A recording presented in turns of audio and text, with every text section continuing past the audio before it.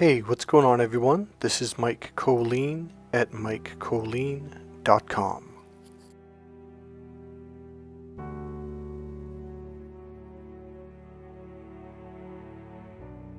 Okay, we're going to talk about a really simple subject, so this should be a short video. But it's a very important subject, and I think I will share this with you. For me personally, this was what's the word I'm going to use? This was kind of a conflict I had inside for a long time.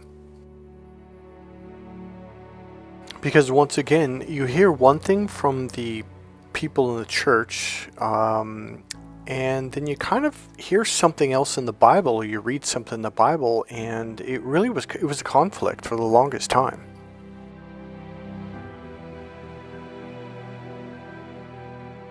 And before I tell you what it is, I want to say this first. I want to preface this. It really does not matter which way you do it, okay? If you're doing it in one way right now and it's working for you, keep doing it. It's okay. It's okay with God. It's okay with Jesus. It's okay with the angels. It's 100% okay. If it's working for you, keep doing it.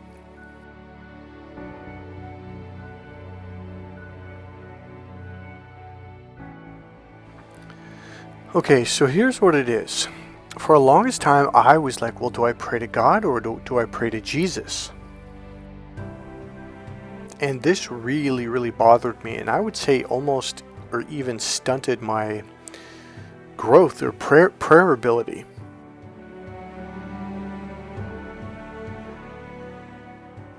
So ever since I was a little child, something in my gut was like, you're supposed to pray to God. It was almost as if if you pray to Jesus, it's as if you were putting Jesus above God. Now again, if you pray to Jesus, it's 100% okay. So what we're going to do here is we're going to read a passage from the Bible, something that Jesus himself said, John 16:23. Okay. So it says right here, and in that day ye shall ask nothing of me. Verily, verily, I say unto you, whatsoever ye shall ask the Father in my name, and he will give it unto you. So there's three secrets that Jesus gave us, or three teachings. Number one, Jesus said, ask nothing of him. You're asking the wrong person. Number two, Jesus said, ask the Father. So there's two parts of this. Number one, you have to ask and request God. The second part is talk to the Father, not Jesus or the Holy Spirit. Number three, this is probably the most important piece. So number three, Jesus opened the door. He made the way. Now again, that being said, you can pray to Jesus. You can pray for assistance, guidance, protection, etc., etc. So the only reason that I'm making this video is because I had such a great conflict. I'm like, well, which one do I pray to? Do I pray to both? One? So once I realized this and learned this, I pray to God. That's who I pray to. Fully, it's like, okay, here's what it did for me. Instead of praying with doubt and hesitation, it allowed me to pray. It's like I took the pedal off the brake, and now I took my foot off the brake, and now I put my foot on the gas pedal. And so now when I pray, there's, what's the right word? It's 100%. There's no hesitancy. It's like my foot's off the brake, my foot's on the gas pedal, and I'm going. Now, if you are Buddhist or Muslim, etc., well, Muslims, I think, pray to God, and you also, Jesus is one of your teachers too. I think if I remember right, you guys also believe that Jesus is the Messiah, if I remember right. If not, forgive me. And you have to remember that Jesus is one of Buddhism's great teachers, one of the top 5 great teachers. So you can absolutely pray to Jesus too. What's another thing? One thing Buddha Kam said to me one day, so it was a very young monk, he didn't quite understand. I think it was his first year. And Buddha Kam got mad. He goes, no, pajao, pajao. And I'm like, what does that mean? And my girlfriend goes, oh, that means God. Now, that being said, regardless of how you pray, number one, if you're doing something and it works, stick with it. Forget everything I just said. This is really just for people like, well, I'm not really sure. Because when you can pray in a very fully committed way where you're just, boom, this is 100%, your prayers will be answered a lot easier and a lot faster. Personally, as long as you're praying, that's what matters. One of the great teachings from Christ and other teachers is it really comes down to your intention. And I think a lot of it is teachings that are being taught to us so we can manifest, or if you don't like that word, so our prayers will be answered. You know, Jesus said to his disciples, he said, because one of them asked, make our faith stronger. And he said something like, I say unto you, if you have the faith the size of a mustard seed, I can't remember the name of the plant, but you'd be able to, I think it said mulberry bush, something like that. You can tell this mulberry bush to go into the water, into the ocean, to plant itself, and it shall do so. Now, how big and how heavy is a mustard seed? It's not. It's tiny. It's small. It has almost no discernible weight. Like if you put it in your hand, I could put it on the back of your hand. Let's say your hand's on the table. You wouldn't even feel it. I mean, maybe if I dropped it, you might feel it kind of plop on you. But if I placed it on your hand, you literally couldn't feel it. It's so light. What am I saying? You don't need a lot of faith at all. In fact, it's the complete opposite. If you have any faith, if it's like, okay, literally this is it right here. So I've got this little easy button, okay? I'm going to push it and it'll make a noise. That was easy. Okay. This thing weighs probably 4 ounces. I don't know, 6 ounces, maybe half a pound. It's not heavy. So if you were to say, hey, Mike, do you have absolute faith and absolute belief that you can pick up that easy button? Well, yeah, because... That was easy. Because it's easy.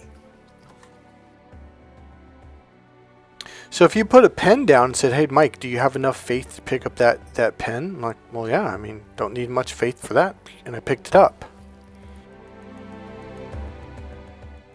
Now you might think, but Mike, I need a lot of faith if I want to buy a new car, if I want to pay my bills, or if I need an extra $2,000. No, you don't. That's what you're misunderstanding. For some reason, the truth of this was never taught in the church, even though it's taught in the Bible. It's all intention. If you intend something, it shall be so. So it can be a very light faith. In fact, that's really the way it's supposed to be. If you truly believe you can do something, it'll happen, period. End of sentence. Like, okay, listen closely. Here's a pen. Mike, do you believe you can lift that up? Well, yeah, of course. So I do it. In other words, it doesn't take a lot of faith to do this. If you have, now listen closely, if you have that same exact faith, you could pick up a car. Yes, I'm serious. I already told you guys when I had to get my master's, certified as a master practitioner in hypnosis, I had to convince a professional bodybuilder that he couldn't pick up a pen. And I'm like, what? This test was really to get us to understand the power of the unconscious mind. Now his ego, his conscious mind, he grinned and he looked at me. He's like, "Yeah, I'm going to pick that up." I was like, "Yeah, don't worry about that, because you get to do the test again after class, after they're done for the day. So you had to come back for another hour and retest. So they make sure you get to pass the test." So I'm like, "Hey man, don't worry about it. You don't got to fake it. Just pick it up and I'll come back at the end of class. It's not a big deal." So he tried to pick it up and he couldn't. And then he kept trying, and he got this look of horror on it. He was shocked, like it freaked him out. And I'm like, "Look, man, seriously, you don't have to be fake. It's totally okay. Don't worry about it, man." He goes, "I'm not being fake." He goes, "I can't pick it up." So here's the deal. Your unconscious mind is way more powerful than your conscious mind. See, whenever I do therapy with people, I don't do it with your conscious mind. Your conscious mind's just getting in the way. Literally, not only in my way, but it's getting in your own way in achieving your goals. Okay? So the guy ended up trying and trying. Now he started to sweat. Now we were in Hawaii, but it wasn't that warm. It was about 81, 82 degrees outside. And inside we had an air conditioning because it was humid. But he kept trying. He just started dripping in sweat. And I'm like, are you being serious right now? Or is this one? Because it went on and on and on. And so finally, Dr. Tad James goes, okay, I think that's enough. I think, the whole classroom was in awe. It was really an impressive feat. So then you had to read off the script to take them out of the trance, and then boom, it said go ahead and pick it up, and boom, he picked it up, and he was like you want to know something? You could see in his face like, what the hell? Even me, I was like, I went up and approached him after when we sat down. I go, dude, were you faking it? Did Tad tell you to do that? He goes, no. He goes, I swear to God. He goes, I couldn't pick it up. Now here's the real cool thing. It really teaches us, especially when we're going to become practitioners and healers, like this stuff really works. So whether you believe you can or cannot, you are correct. So I remember not too long ago, I'm going to say about 9 months ago, maybe a year ago, I go for walks a lot at night. Not all the time, but a lot. I'll go for walks. And I always walk to the church. First thing I go to the church, I'll jog over there. And I'll pray, and I remember I started walking away. I said amen. I started walking away, and right as just before I got to the driveway going down to the street, I kind of looked back at the cross and Jesus, and I said, hey man, and I just kind of threw something out there, like, I really would like this, blah, blah, blah. And it was a quick kind of light, now listen closely, light kind of prayer, we'll call it. And I just said, hey, it'd be really cool if I had this, blah, blah, blah, it would help me out. And I just forgot about it. Next day, boom, I got it. So when you don't try hard is when you get it. The key is to do it lightly. Just imagine having it. Just imagine the prayer being answered. In other words, imagine, boom, it already happened. And then it happens.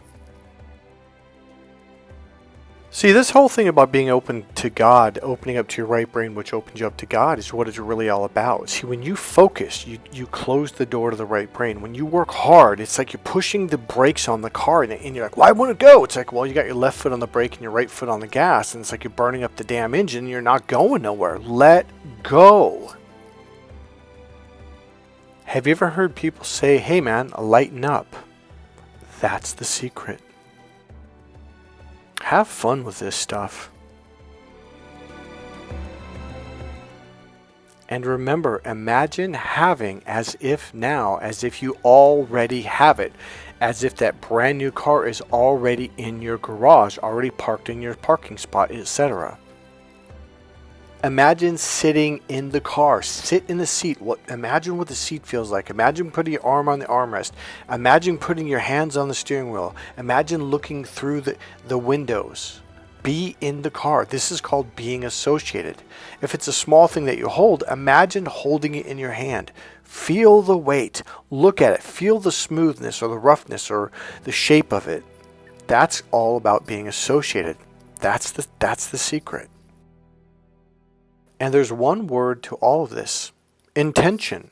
Whatever you intend happens. Okay, I had a client. She was the one that had the frog phobia. And we got rid of it in one session. But this was like she had been on medication for like 20 plus years, seen psychologists for decades. And I did it in one session because the phobia cure is a super simple thing. So if you have a phobia of anything, don't worry about it. I can help you with it. So later on, she came back and we were doing a session. I don't remember what it was, but it was a serious life issue that she had added trauma. And nothing was working, and then I just thought something was like float up above. Just imagine you floating up above your body, and then imagine you're going over to her angel or her higher spirit or whatever you want to call it, and have a conversation. And I walked that spirit through the technique because I told her, hey, just sit there, close your eyes, and just put your awareness on your body, blah, blah, blah. And it took about, 7 minutes or 15 minutes or however long. So I floated over there, imagined I was talking, doing the technique with it, blah, blah, blah, and boom, it worked. I dropped back down. I had the spirit of her drop down inside of her. She opens up her eyes. She goes, it's gone. I was like, what? She goes, I can't explain it. It was like something came down inside me, and all of a sudden, and she rattled on for a while. She goes, it's gone. And she explained everything she went through. And I thought, wow, that's interesting. Because I just made that technique up on the spot. I was just kind of frustrated. I'm like, well, what am I going to do here?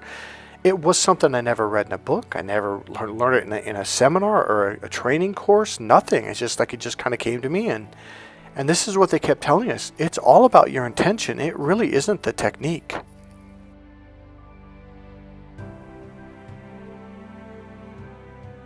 So it really all comes back in the book of Genesis when the serpent tricked Adam and Eve and said, oh, you're naked and you should be ashamed. Whereas the very last verse of verse 25 of chapter 2, just before they ate of the fruit in chapter 3, it said they were naked and they were not ashamed. And then after they ate of the fruit, the serpent told them they were naked and taught them that that was shameful. And then immediately after, when God came in the garden, the cool of the day, etc., and was looking for Adam and Eve, it said, and they hid. And then God called out and said, Adam, Eve, where art thou? And Adam calls out and says, oh, we're hiding. And God says, why are you hiding? And then Adam says, because we're naked. And God says, who told you that you were naked? So the whole lie is the original sin. That is the original sin when Adam and Eve hid from God, because the serpent tricked them into feeling bad about being naked, and then on top of saying, "Oh, that's shameful," because in the last verse of chapter 2 it says they were naked, whatever I said, with God in the Garden of Eden, and they were not ashamed. And all of a sudden it switched because they were tricked. Now remember, you were tricked. It's not your fault. And God knows this, okay? I mean, Eve told God, let me pull this up real quick, Genesis 3:13, so this is 2 verses after, and Eve said, the serpent deceived me and I ate. So God knows, God knew before that. So a lot of Christians want to punish you and say, oh, we were born into sin and we're all sinful, no. The reason why God got upset was like, look, I'm trying to protect you here. Don't listen to the serpent. Stop listening to the serpent, being the demonic narcissist. Watch out for those guys. They're going to hurt you. We're children of God. God's just trying to protect us, saying, hey, don't do that. It's the same thing when God said, hey, don't eat of pork, don't eat of shellfish, don't do this, don't do that. Because back then, we didn't know how to clean shellfish. We didn't know how to clean pork. And therefore, the toxins would get in us, or bacteria, etc., and it literally could kill us. At the very least, it would make you very, very ill. So God's not some big meanie saying, oh, I made all these rules, and if you break any of them, I'm going to break your back. Or, oh, I'm going to send you to hell. No, that's not what's going on. God's very aware that there's these things on the earth called serpent narcissists or demonic narcissists, the seed of Cain. God's very aware of what's going on. He's just trying to say, hey, listen to me. I'm trying to show you the way. I'm trying to help you live a better life. Now, here's the other thing. God really, really wants you to open up to Him. Because before the serpent and all this stuff went awry, we used to, go back to chapter 2, they were hanging out in the garden, running around. It was all about creativity and creating and manifesting and just imagine, well, what if we did this? Let's, like when you were a little kid and you made sandcastles. That's the way life was always meant to be. It was never meant to be the way it is now. All this pain and suffering and deception and manipulation and lies. It was never meant to be this way. The ultimate trick was to trick you into believing that you weren't good enough to pray to God, that you weren't good enough to be worthy of God because, oh, you're not worthy. That is the lie. That's what the whole thing about the garden, the serpent in the Garden of Eden is all about. The serpent tricked them. And somewhere in our lives, the serpent came along and God, when you were young, you guys absolutely believed in a lot of things. You absolutely believed in God. It's almost like you prayed to God without even realizing you were doing it because it was so natural. It was like talking to another person. But sometime came along and some people or a person repeatedly said, oh, you can't do that. You're not worthy. You're not good enough. You're a sinner. You're going to hell.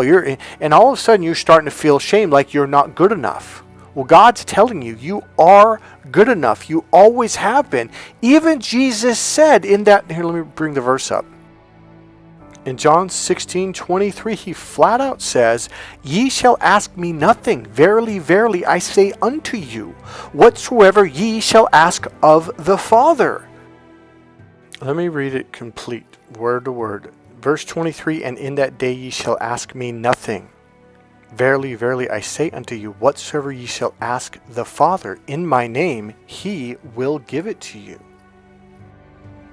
Even Jesus said, "I am the Son of the Father. I am the Son of God. I am the Son of Man." All I'm saying is you can directly talk to God now. The door has been opened. The gateway has been opened. It always has. The serpent tricked you and manipulated and lied to you, so you shut the door thinking, "Oh, I'm not good enough." That's the same thing you dealt with the narcissist, because the narcissist is the serpent. He lied to you, he tricked you, he manipulated you, he twisted words as they always do. And at one point you went through that darkness because you didn't feel like you were good enough. You are good enough. That's the whole reason why the narcissist attacked you, because he was jealous. God has always loved you, and the greatest hurt was when the serpent got you to close that door to your spiritual mind, opening up to God. God has always wanted you to be open to Him. And remember, kick ass, be strong, and make it happen. You got the support of God right there, right with you. God bless you guys. I'll see you in the next video. If you like this video, please click subscribe, click the like button, make a comment, and as usual, there's a donation, a PayPal link right there in the description box. God bless you. I'll see you soon. Bye.